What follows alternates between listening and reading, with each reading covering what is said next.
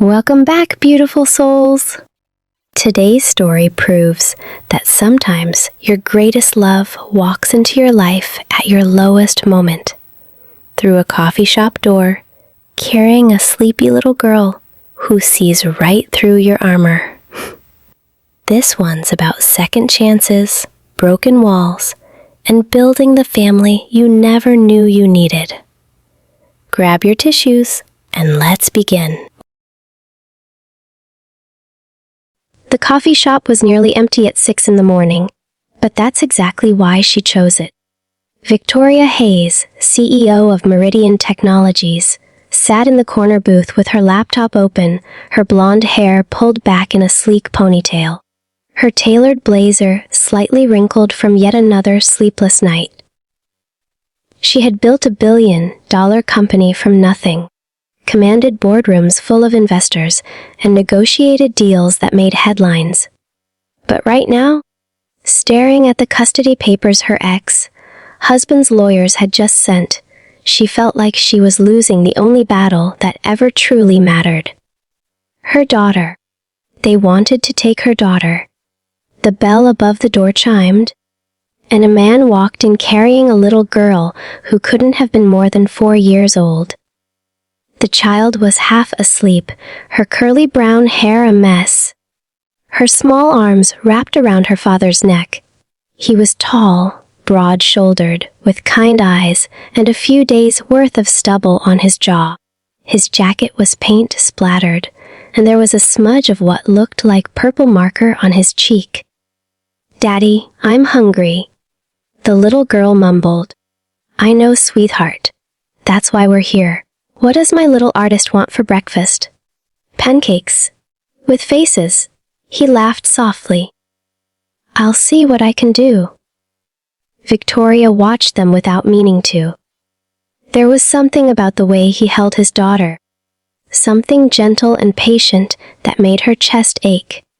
She thought about her own father, who had never once held her like that, who had taught her that love was transactional and affection was weakness. The man approached the counter, still carrying his daughter, and ordered. When he turned around to find a seat, his eyes met Victoria's for just a moment. He smiled, not a flirtatious smile, just a genuine, warm acknowledgement of another human being at an ungodly hour of the morning. She looked away quickly, embarrassed to have been caught staring.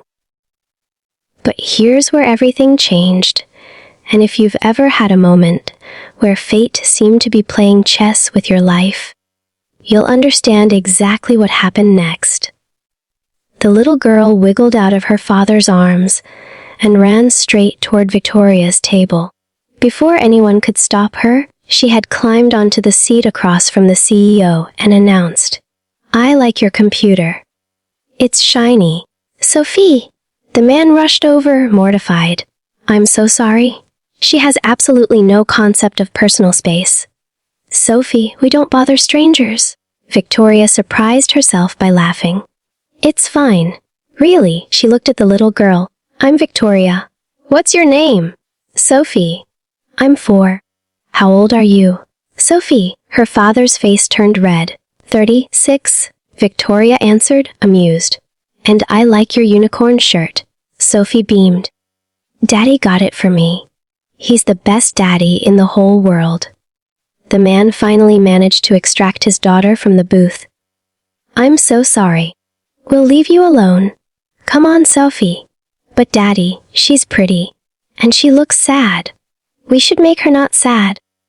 The words hit Victoria like a punch to the stomach. Out of the mouths of babes, as they say. She had spent years perfecting her mask, her armor, her untouchable exterior, and a 4-year-old had seen right through it in 30 seconds. "I'm Daniel," the man said, extending his hand. "Daniel Brooks. And this little tornado is my daughter, Sophie. We really will leave you alone. You don't have to." The words came out before Victoria could stop them. "I mean, I could use the company. If you don't mind sitting with a sad stranger." And that's how it began. Not with fireworks or grand gestures, but with a cup of coffee, a paint-splattered single dad, and a little girl who saw what no one else had bothered to look for. Now, before we go any further, I want to ask you something.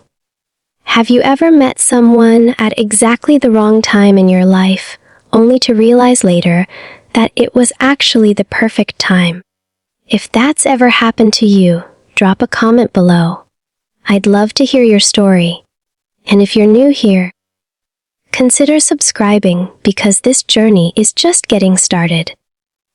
Daniel turned out to be a children's book illustrator. He worked from home so he could raise Sophie on his own after his wife passed away 3 years ago from a sudden illness. No warning, no goodbye. Just there one day and gone the next. He had been a graphic designer at a big advertising firm in Boston, climbing the corporate ladder, working 80-hour weeks. After Sarah died, he quit everything, moved back to his hometown in Colorado, and rebuilt his life around his daughter. I realized I had spent 5 years chasing things that didn't matter. He told Victoria over their third coffee meeting that week. Sophie was at the table next to them, coloring with the crayons the cafe owner kept behind the counter just for her. I had a corner office and a company car, and I missed my daughter's first steps because I was in a meeting about logo redesigns. Victoria felt the words like splinters under her skin. She had missed things too. So many things. Her daughter Emma was 7. And Victoria couldn't remember the last time she had been the one to pick her up from school. My ex-husband is trying to get full custody, she heard herself say. She had no idea why she was telling this stranger something she hadn't even told her own mother. He says, I'm an unfit parent, that I prioritize my company over my daughter. Is he right? The question should have made her angry. Instead, it made her cry. Daniel handed her a napkin without saying anything. He didn't try to comfort her with empty words or rush to fix the problem. He just sat there, present, letting her feel what she needed to feel. I don't know, she whispered. I thought I was giving her everything. The best schools, the best opportunities, financial security. But maybe I was just giving her things because I didn't know how to give her myself. It's not too late, Daniel said softly. It's never too late to choose differently. Sophie ran over at that moment, holding up her drawing. Look, Daddy! I made a picture of the pretty lady! Victoria looked at the crayon drawing, a stick figure with yellow hair and a big red heart on its chest. Underneath, in wobbly letters, Sophie had written, Ndia Bayu Fiindi. Victoria couldn't stop the tears this time. But what Victoria didn't know, what Daniel hadn't told her yet, was that he had secrets of his own.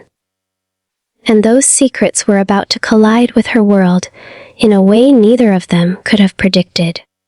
Over the next few weeks, Victoria found herself rearranging her schedule in ways she never had before. She started leaving work at 5. She began picking Emma up from school 3 days a week. She took Daniel's words to heart and started choosing differently. Emma was confused at first. Mummy, why are you here? Where's Maria? Maria was the nanny, the woman who had been more present in Emma's life than Victoria had been for years. I wanted to see you, Victoria said simply. I missed you. Emma stared at her for a long moment, then burst into tears and threw her arms around her mother's waist. Victoria held her daughter and felt something crack open in her chest, something that had been locked away for so long she had forgotten it existed. She also kept meeting Daniel.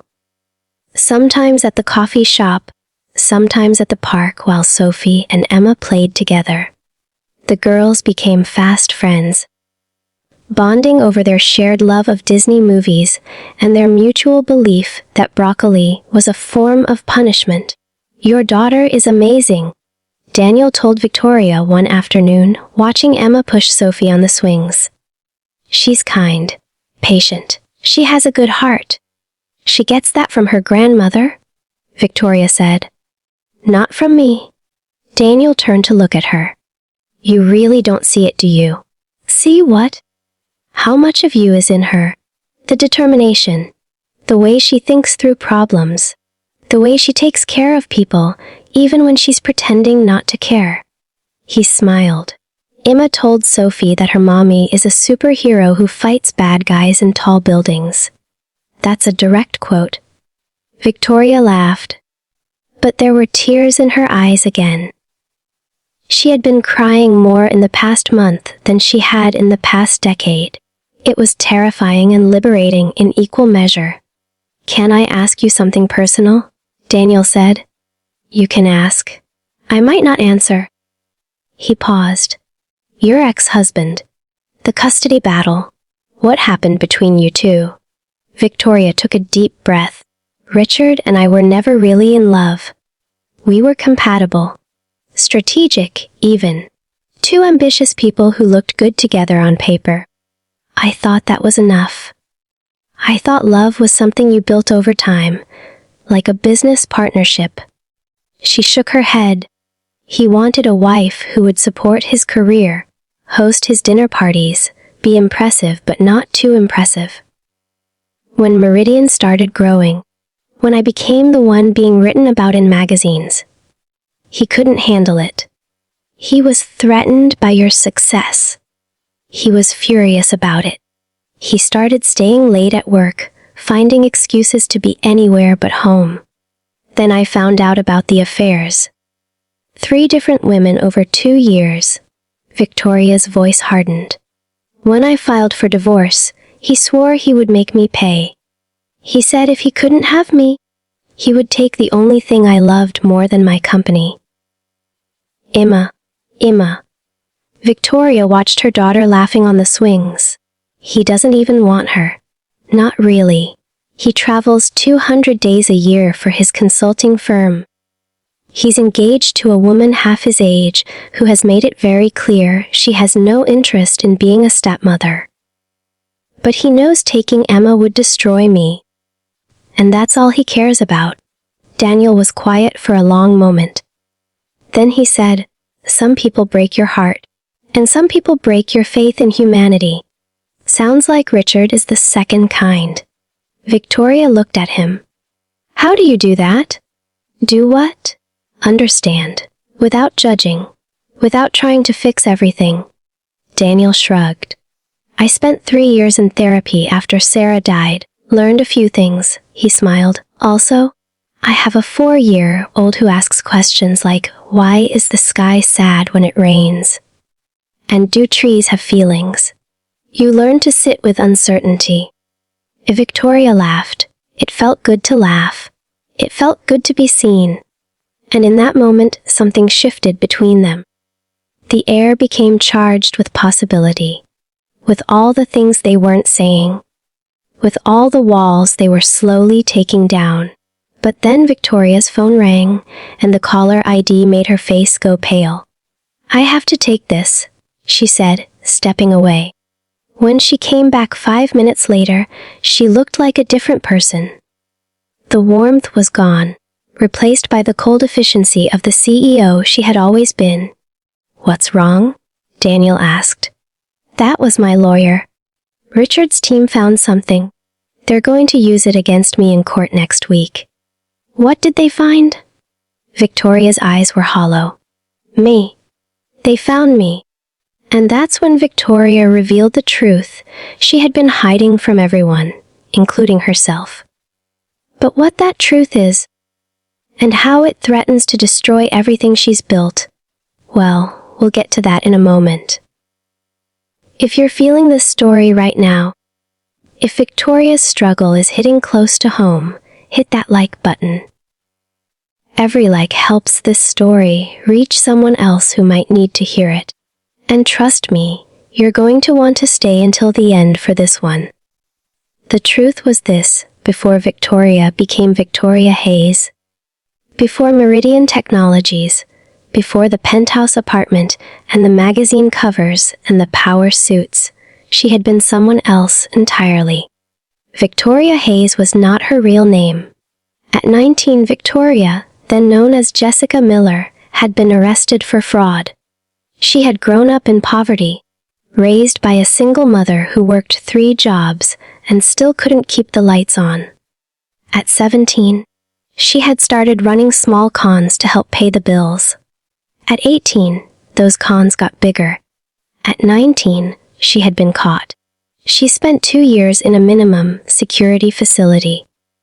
When she got out, she changed her name, moved across the country, and rebuilt her life from the ground up.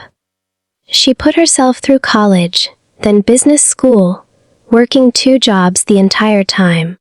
She started Meridian in her studio apartment with $3,000 and a vision that everyone said was impossible. She had never told anyone, not her ex-husband, not her investors, not even her own daughter. The shame was too deep, the fear too consuming. If anyone found out, everything would collapse. And now Richard's lawyers had found the records. They were going to paint her as a criminal, a fraud, a woman who couldn't be trusted with her own child. "They're going to take her from me," Victoria said, sitting on a park bench while the girls played. Daniel had convinced her to stay, to breathe, to not run away. "They're going to use my past to prove I'm not fit to be a mother. What you did when you were 19 isn't who you are now," Daniel said firmly. "It doesn't matter. In court, it will look like I've been lying my whole life, and they won't be wrong." "Victoria," Daniel took her hand. "Look at me." She did. His eyes were steady, certain, anchored in something she couldn't quite name. "You were a kid who made desperate choices in desperate circumstances. You didn't hurt anyone. I stole money from people. And you paid your debt. You served your time. You built something extraordinary with your life. That story isn't a mark of shame. It's a testament to who you are. The judge won't see it that way. Then make them see it." Daniel squeezed her hand. "Tell your story before Richard's lawyers can twist it. Own it. Be the one to stand up in that courtroom and say, 'This is who I was, and this is who I've become.' Don't let him take your narrative along with everything else." Victoria stared at him. "You make it sound so simple." "It's not simple. It's the hardest thing you'll ever do. But you've already done impossible things, Victoria. You've already proven that you're capable of transformation. Why not prove it one more time?" What happened in that courtroom changed everything. But before we get there, I need to tell you about the night that almost destroyed Victoria and Daniel, before they even had a chance. It was a Thursday evening. Victoria had been working late, old habits die hard, when she got a text from Daniel asking if she wanted to grab dinner. Emma was at a sleepover, Sophie was with Daniel's mother, and for the first time in weeks, they would be alone. They went to a small Italian restaurant on the edge of town.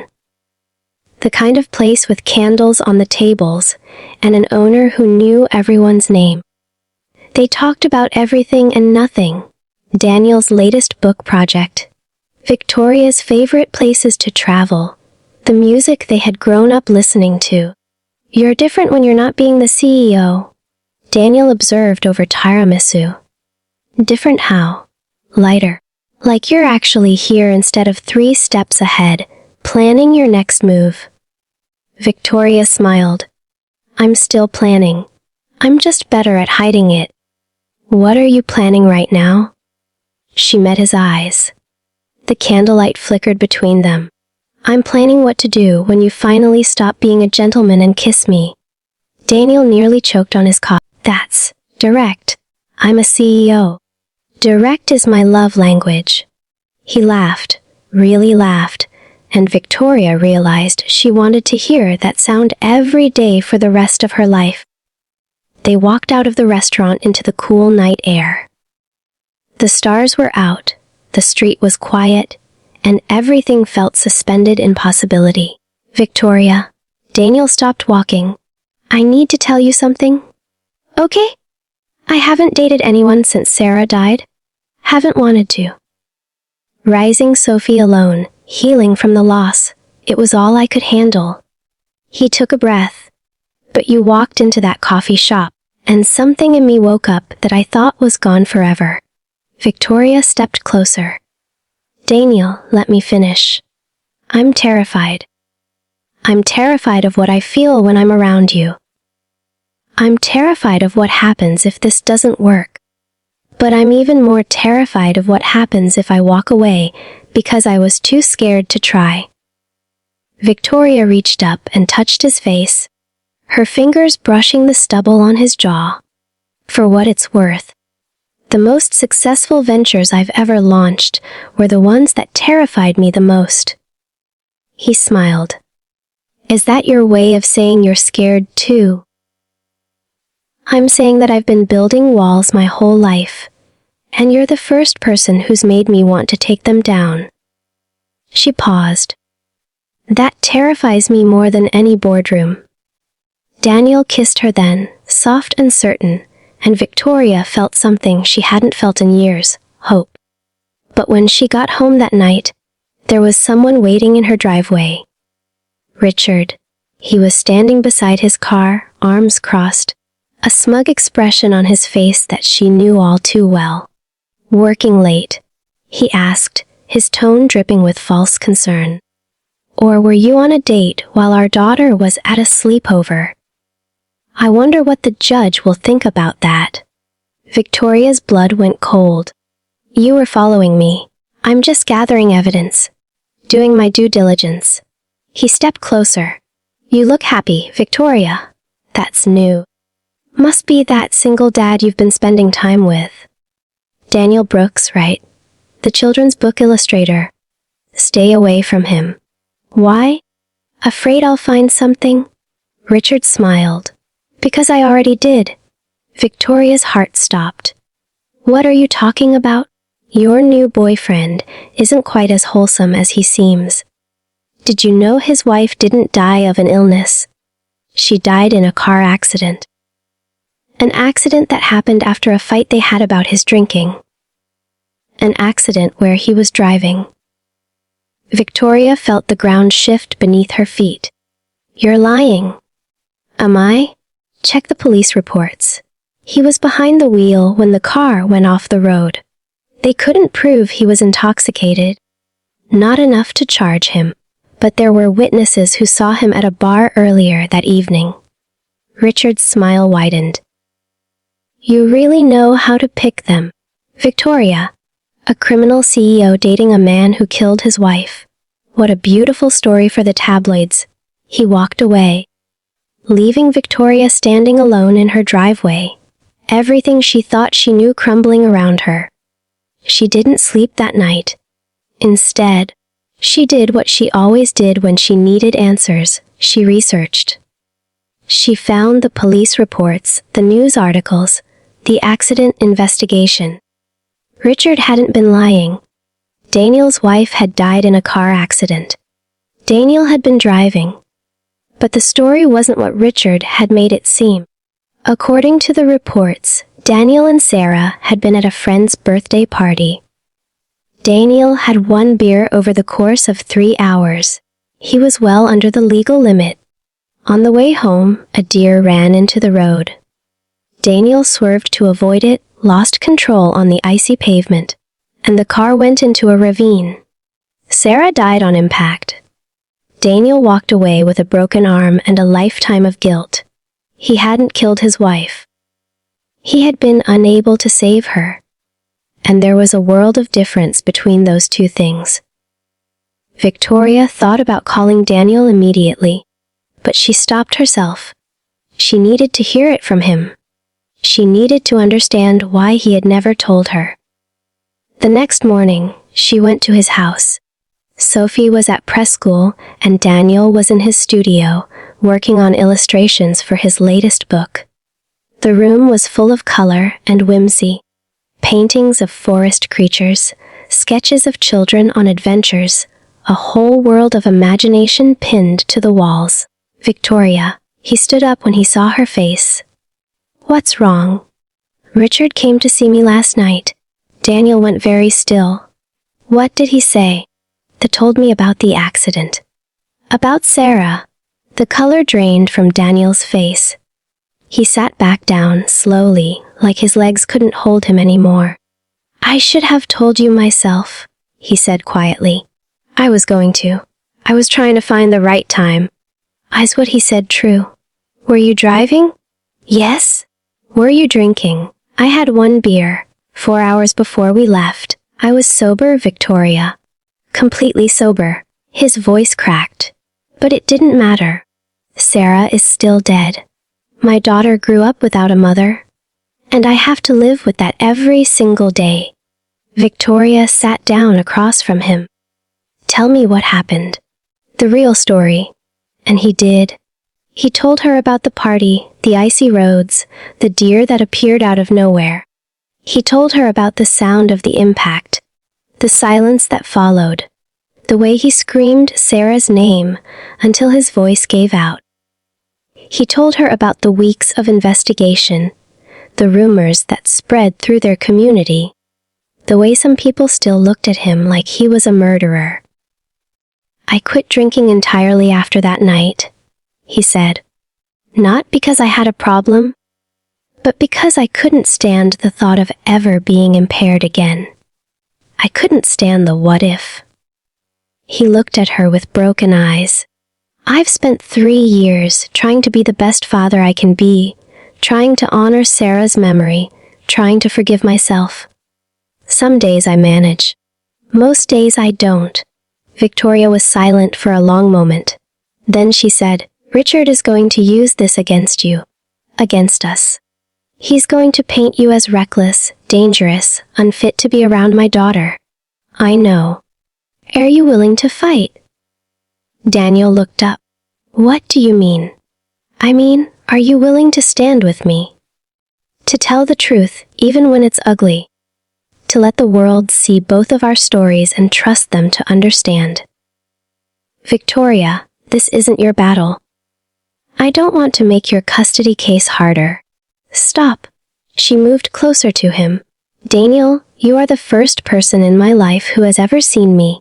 Really seen me. Not the CEO, not the success story. Not the woman on the magazine covers. Me. The scared kid who made terrible choices. The mother who doesn't know how to love her daughter the way she deserves. The woman who is so afraid of being vulnerable that she almost lost everything that matters. She took his hand. You taught me that it's not too late to choose differently. Now I'm telling you the same thing. We don't have to face this alone. We don't have to let Richard win. Daniel was quiet for a long time. Then he said, Sarah would have liked you. Victoria smiled through her tears. I would have liked her too. She would have told me I was an idiot if I let you walk away. Smart woman. Daniel kissed her, and this time it tasted like promise. The custody hearing took place on a cold Tuesday morning in January. Victoria had considered a dozen different strategies with her lawyers, but in the end, she chose Daniel's advice. She chose to tell the truth. Richard's lawyers presented their case first. They painted Victoria as a workaholic, an absent mother, a woman with a criminal past who had deceived everyone around her. They called witnesses who testified to her long hours, her missed school events, the nanny who was more present than the mother. Then it was Victoria's turn. She stood before the judge and took a breath that felt like the first real breath she had taken in years.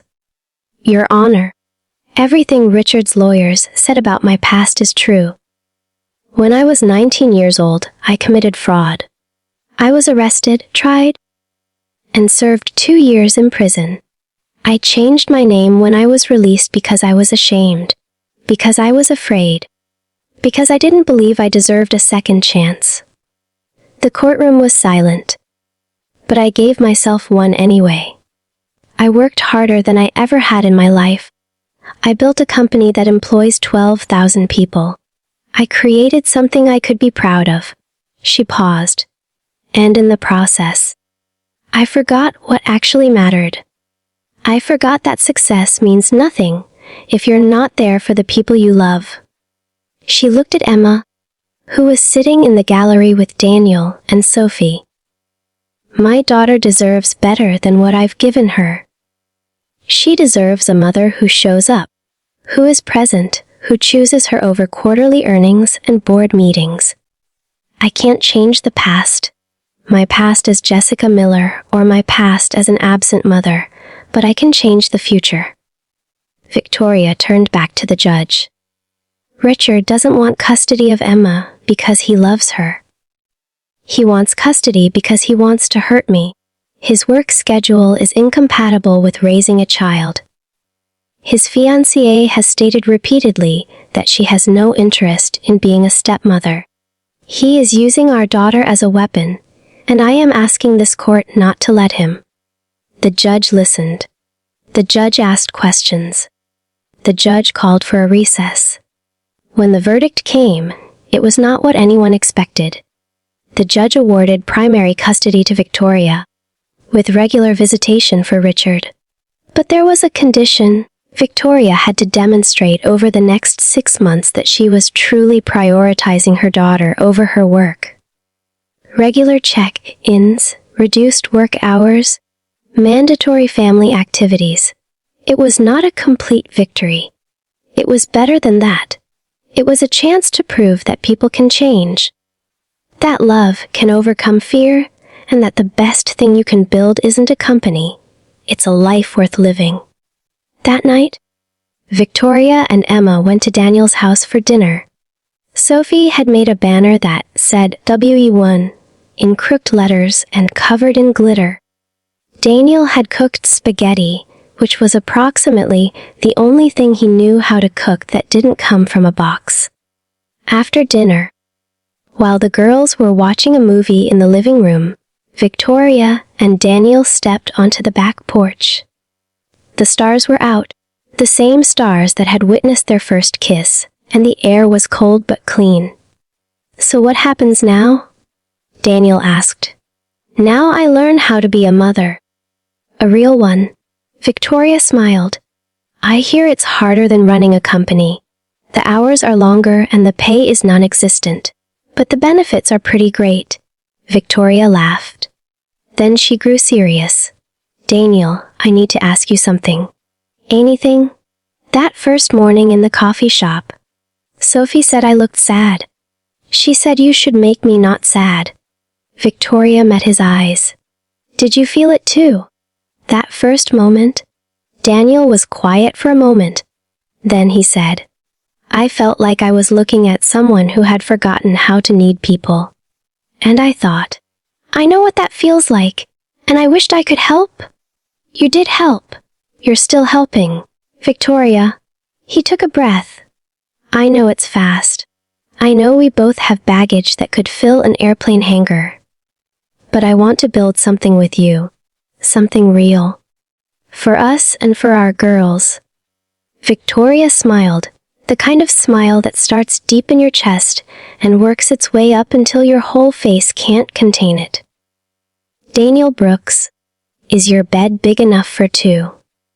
He stared at her for a beat, surprised by the question, then broke into a grin.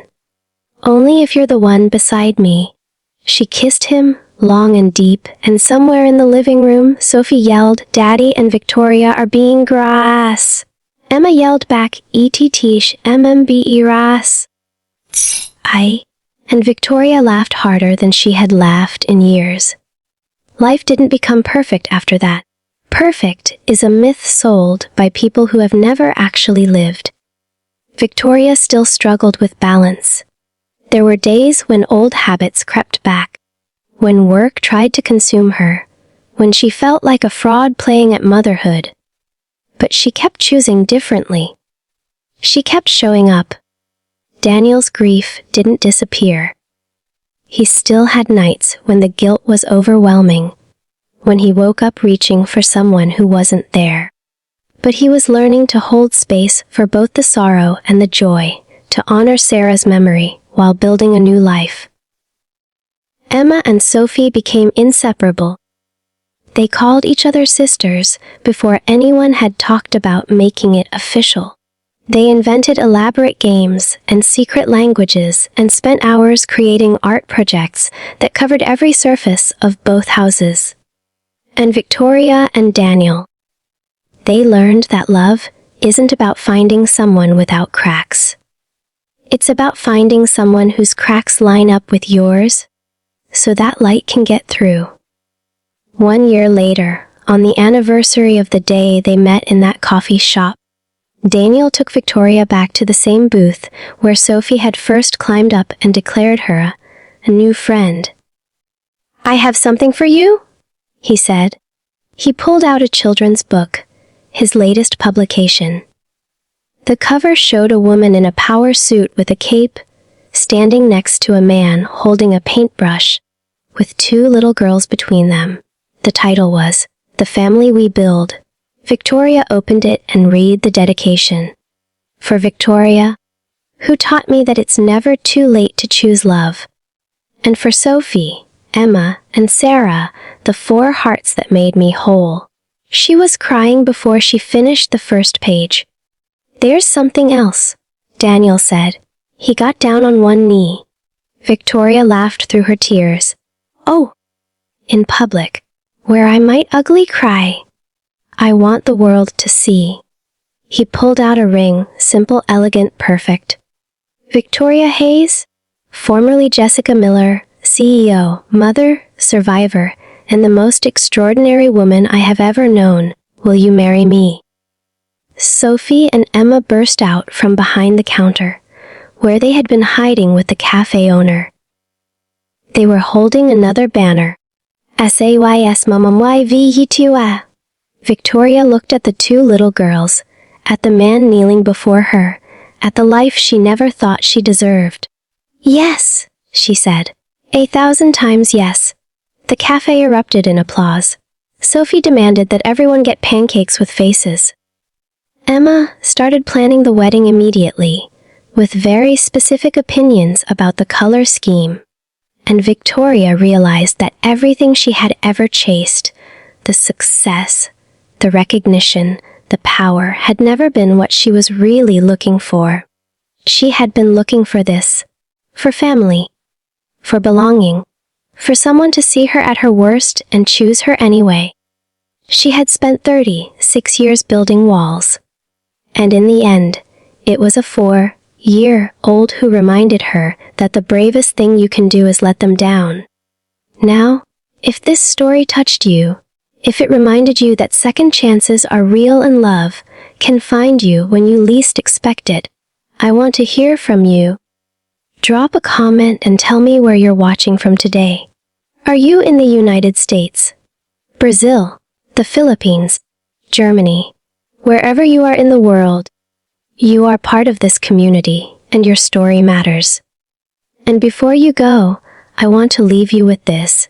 It is never too late. It is never too late to tell the truth.